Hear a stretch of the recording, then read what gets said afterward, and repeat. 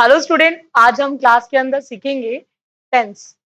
Tense की बात करें तो आज हम क्लास के अंदर सीखेंगे केवल और केवल 20 मिनट्स में टेंसेस को। सबसे पहले पॉइंट क्या आता है कि टेंस क्या होता है, किसको बोलते हैं। टेंस का सीधा मतलब है काल, यानी कि जो भी आपको समय के बारे में बताए उसको हम बोलते हैं टेंस। टेंस का मतलब है हमारे काल से, यानी कि जो हमारे एक्शन के समय को बताए उसको हम बोलते हैं हमारा टेंस। हमारे जो टेंसेस होते हैं बच्चों तीन तरह के होते हैं। एक होता है प्रेजेंट, जिसको हम बोलते हैं वर्तमान काल, और एक होता है हमारा पास्ट, जिसको हम बोलते हैं भूतकाल, और एक हमारा होता है बच्चों फ्यूचर टेंस, जिसको हम बोलते हैं भविष्य काल। ठीक है, अभी मैं प्रेजेंट में पढ़ा रही हूँ तो ये हमारा हो गया प्रेजेंट, यानी कि वर्तमान काल। मैंने कल पढ़ाया था तो ये बात होगी हमारी पास्ट यानी कि भूतकाल। मैं कल फिर आपको पढ़ाऊंगी तो ये यानी कि बात हो रही है हमारे फ्यूचर टेंस की, यानी कि भविष्य काल। ये टेंसेस के भी चार चार टाइप होते हैं बच्चों, प्रेजेंट हो या पास्ट हो या फिर फ्यूचर हो। एक इंडेफिनेट होता है, एक कॉन्टिन्यूस होता है, एक परफेक्ट होता है और एक परफेक्ट कॉन्टिन्यूस। इंडेफिनेट का मतलब होता है कि जिसके अंदर हमें ना तो शुरुआत दी है और ना ही अंत दिया है।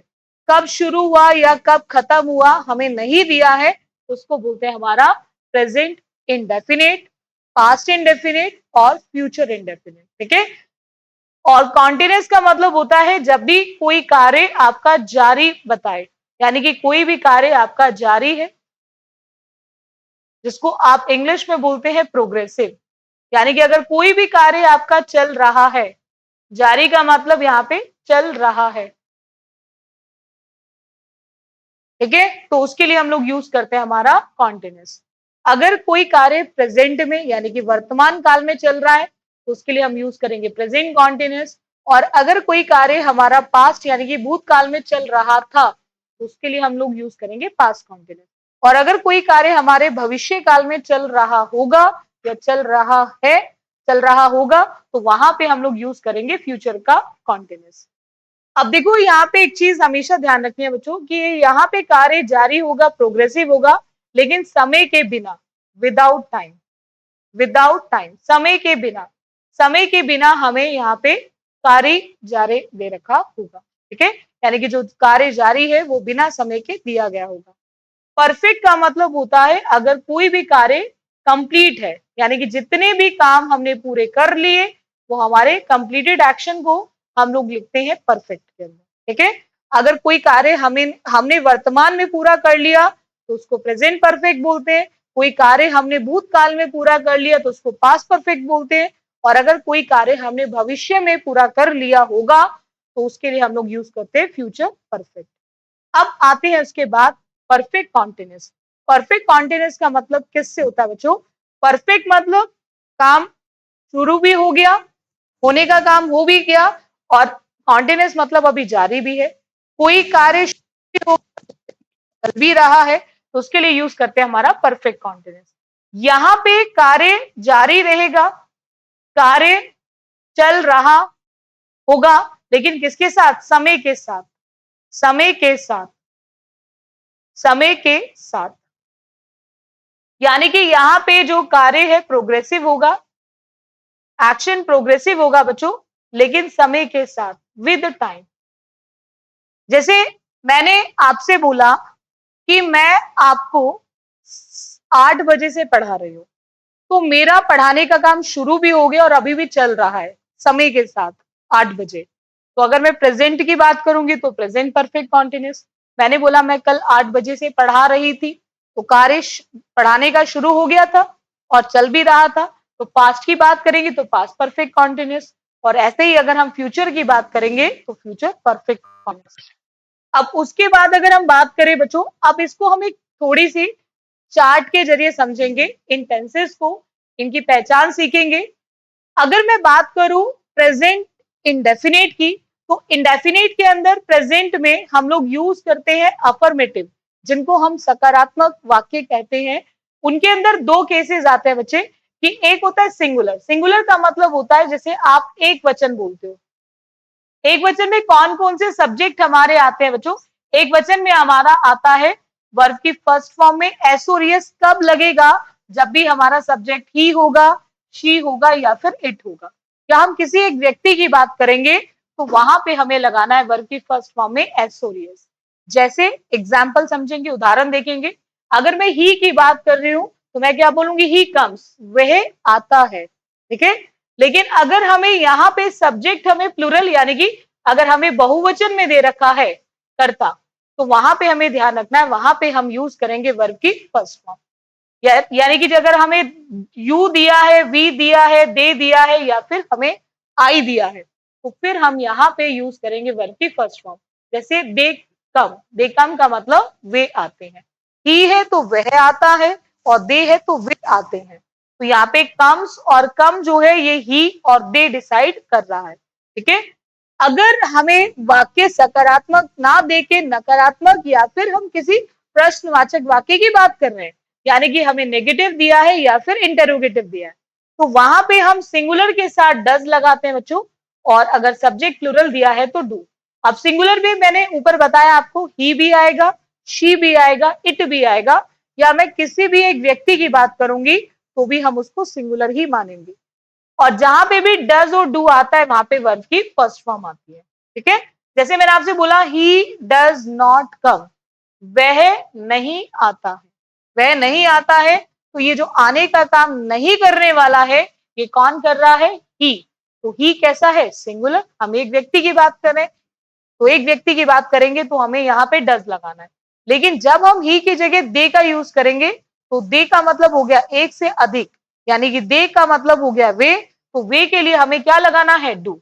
और डज हो या डू हो, दोनों के साथ हम क्या लगाएंगे, कम का यूज करेंगे। तो वे नहीं आते हैं, दे डू नॉट कम।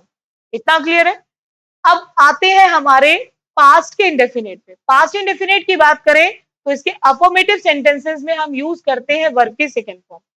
हमें वर्ब की सेकंड फॉर्म लगानी है बच्चों, तो हम यहाँ पे किसी सब्जेक्ट को नहीं देखेंगे।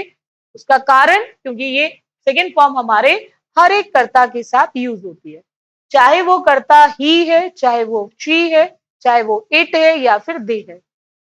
ही है तो भी केम, और दे है तो भी केम, क्योंकि कम की जो सेकंड फॉर्म होती है बच्चों, वो हमारी केम होती है। तो यहाँ पे आपको ध्यान रखना है, ही के साथ भी हम केम लिखेंगे और दे के साथ भी हम केम लिखेंगे। ही केम मतलब वह आया, और अगर मैं बात करूं दे केम की, तो दे केम का मतलब वे आए। अगर हम इन्हीं सेंटेंसेस को अगर हम नेगेटिव या फिर इंटेरोगेटिव बनाए, नकारात्मक या फिर प्रश्नवाचक, तो यहाँ पे हमें हेल्पिंग वर्ब डिड का यूज करना है। और जब डिड आएगा तो डिड के साथ हमेशा वर्ब की फर्स्ट फॉर्म आती है। उसका कारण, क्योंकि डिड अपने आप में सेकेंड फॉर्म है, तो इसीलिए वो अपने साथ कभी भी सेकेंड फॉर्म को लेकर नहीं आती। तो ही डिड नॉट कम, वह नहीं आया। और इसी के लिए अगर मैं दे की बात करूं तो दे डिड नॉट कम, तो मैंने ही के साथ भी डिड लगाया और दे के साथ भी डिड लगाया, क्योंकि जो डिड है ये हमारी कॉमन वर्ब है। कॉमन का मतलब होता है एक ऐसी वर्ब जो हर कर्ता के साथ यूज होती है। इसके बाद आते हैं हमारे फ्यूचर के इंडेफिनेट।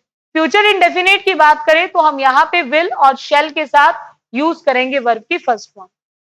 ही विल कम, वह आएगा, और दे विल कम, वे आएंगे। इसके बाद आते हैं हमारे नेक्स्ट टेंस में। कॉन्टिन्यूस की बात करें बच्चों, तो प्रेजेंट में हम यूज करते हैं इज, आर, एम के साथ वर्ब की फर्स्ट फॉर्म में आईएनजी। हम इज का यूज करेंगे सिंगुलर के साथ जब हम एक वचन की बात करते हैं, और आर का यूज करेंगे बच्चों प्लूरल के साथ जब भी हम बहुवचन की बात करते हैं। और एम की बात करें तो एम का यूज करेंगे हम आई के साथ। जितने भी हमारे प्रोग्रेसिव यानी कि जो कार्य हमारा चल रहा है, चाहे वो वर्तमान काल में चल रहा है, चाहे वो भूतकाल में चल रहा है या फिर भविष्य काल में चल रहा है, उन सब में हम हमेशा आईएनजी को यूज करेंगे। उन सब में हम हमेशा आईएनजी को यूज करेंगे। जैसे अगर मुझे इज यूज करना है तो मैं क्या बोलूंगी, ही इज कमिंग, वे आ रहा है। तो दे आर कमिंग मतलब वे आ रहे हैं। तो यहाँ पे ही जो है ये हमारा कैसा सब्जेक्ट हुआ, सिंगुलर। और दे की बात करें तो दे हमारा कैसा सब्जेक्ट हुआ, प्लूरल। और आई एम कमिंग का मतलब मैं आ रहा हूं या मैं आ रही हूं। उसी तरह से अगर हमें इसे पास्ट में लिखना है बच्चों, तो पास्ट के कॉन्टिन्यूस में हम यूज करते हैं वॉज और वर। वॉज का यूज भी बच्चों सिंगुलर के साथ होता है, और जो वर है हम उसको यूज करते हैं प्लूरल के साथ। और हर प्रोग्रेसिव एक्शन जारी जो कार्य होता है उसके लिए हमें यूज करनी होती है वर्ब की फर्स्ट फॉर्म में आईएनजी। अगर मुझे बोलना है ही, तो मैं ही के साथ क्या लगाऊंगी, वॉज, क्योंकि ही कितने हैं, एक। तो ही वॉज कमिंग का मतलब वह आ रहा था, और दे बोलूंगी तो दे का मतलब हो गया हमारा प्लूरल, तो दे वर कमिंग का मतलब वे आ रहे थे। इसी को अगर मुझे फ्यूचर में बोलना है बच्चों, तो मैं फ्यूचर कॉन्टिन्यूअस के अंदर मैं यूज करूंगी विल बी, शैल बी के साथ ING. He will be coming, वे वह आ रहा होगा, मतलब उसका आने का जो काम होगा वो चल रहा होगा। ठीक है, इसके बाद आते हैं हमारे परफेक्ट। परफेक्ट की बच्चों हम बात करें, परफेक्ट के अंदर हम एक ऐसे कार्य की बात कर रहे हैं जो हमारा समाप्त हो गया है, खत्म हो गया है। कोई कार्य हमारा अगर वर्तमान में समाप्त हो गया है तो प्रेजेंट परफेक्ट, और अगर कोई भूतकाल में समाप्त हो गया तो पास्ट परफेक्ट। और अगर हमारा फ्यूचर में यानी कि आने वाले भविष्य काल में अगर कोई कार्य समाप्त होगा तो उसके लिए हम यूज करेंगे फ्यूचर परफेक्ट। हैज का यूज होता है बच्चों वहां पे जब हम बात करते हैं सिंगुलर की, एक वचन की बात करेंगे, और हैव का यूज होगा वहां जब हम बात करेंगे प्लूरल की। ठीक है, यानी कि प्रेजेंट परफेक्ट के अंदर हम हैज और हैव के साथ यूज करेंगे वर्ब की third form. He has come, वह आ गया, और दे हैव कम मतलब वे आ गए। ठीक है, तो ही सिंगुलर था हमने हैज लगा दिया, और दे प्लूरल था तो हमने हैव लगा दिया। इसी को अगर हमें पास्ट में बोलना है तो बच्चों पास्ट में हम लोग सिर्फ हैड का यूज करते हैं। हैड का यूज भी हम ऑल सब्जेक्ट्स के साथ करते हैं, और उस केस में हमें यूज करनी है वर्ब की थर्ड फॉर्म। जैसे मैंने बोला ही हैड कम, कम की जो सेकेंड फॉर्म होती है बच्चों वो केम होती है। बहुत सारे ऐसे बच्चे हैं जिनको इसमें डाउट रहता है, कम वर्ब की फर्स्ट फॉर्म होती है बच्चे, और कम की जो सेकेंड फॉर्म होती है वो केम, और इसकी जो थर्ड फॉर्म होती है वो फिर हमारी कम हो जाती है। ठीक है, तो ही हैड कम का मतलब वह आया था। अब यहाँ पे विल हैव या शैल हैव के साथ वर्ब की थर्ड फॉर्म जब हम बात करेंगे फ्यूचर के परफेक्ट की। ठीक है, तो ही विल हैव का मतलब वह आ गया होगा, यानी कि उसका जो आने का कार्य था वो पूरा हो गया होगा फ्यूचर के अंदर, भविष्य काल के अंदर। नेक्स्ट आते हैं, अब इसमें आता है एक परफेक्ट कॉन्टिन्यूअस। परफेक्ट का मतलब जो कार्य समाप्त भी है, मतलब कार्य शुरू होने का काम हो भी गया है, और कॉन्टिन्यूअस मतलब अभी जारी भी है। इसमें प्रेजेंट की बात करें तो हैज बीन और हैव बीन। अब यहाँ पे हैज बीन का यूज हम सिंगुलर के साथ करेंगे जब हम एक वचन की बात करते हैं, और हैव बीन का यूज करते हैं हम प्लूरल के साथ जब हम बात करते हैं बच्चों बहुवचन की। ठीक है, अच्छा, जितने भी कॉन्टिन्यूअस एक्शन होते हैं, परफेक्ट कॉन्टिन्यूअस एक्शन होते हैं, वहां पे हमें समय दिया गया होता है, और समय के लिए हम यूज करते हैं सिंस और फॉर। हम समय के लिए क्या यूज करते हैं, सिंस और फॉर। यहाँ पे हमें जरूर समय के लिए सिंस और फॉर का यूज करना। ठीक है, हम सिंस का यूज करते हैं वहां जब हम एक पॉइंट की बात करते हैं, यानी कि जब हमें किसी भी काम की शुरुआत दे दी जाए। मैंने बोला मैं आपको 8 बजे से पढ़ा रही हूँ, तो मैं ये बोल रही हूँ जो मेरे पढ़ाने का काम शुरू हुआ है वो 8 बजे हुआ है। मैंने आपको बोला मैं आपको 2015 से पढ़ा रही हूँ, मैंने ये बता दिया कि जो मेरे पढ़ाने का काम शुरू हुआ है वो 2015 में हुआ है। तो यानी कि जब हम पॉइंट ऑफ टाइम की बात करेंगे तो वहां पे सिंस लगाते हैं, जहां पे समय की शुरुआत दे दी जाए, और पीरियड ऑफ टाइम के लिए हम लोग फॉर लगाते हैं। मैंने बोला मैं आपको 2 घंटे से पढ़ा रही हूँ, मैंने बोला मैं आपको 2 दिनों से पढ़ा रही हूँ, या 10 सालों से पढ़ा रही हूँ। तो जब भी हम 10 साल 2 दिन पीरियड ऑफ टाइम की बात करेंगे तो वहां पे हम फॉर लगाएंगे। अगर हमें लिखना है ही को, तो ही के साथ हमें क्या लिखना है, has been. He has been coming का मतलब वह आ रहा है।